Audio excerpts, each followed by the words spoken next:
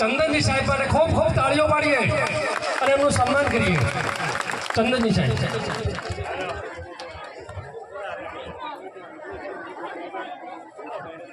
ભારત માતા કી. Share border ઉપર અવાજ ના જાય તો હજી ખબર શું પડે ઠાકોરની દીકરી બીએસએફ માં જી છે એમ. અને આ તો મારા રંગીલો ઠાકોર. ભારત માતા કી. ભારત માતા કી. સદારામ બાપુની. સદારામ બાપુની. વાહ ભાઈ વાહ. આજનો અવસર,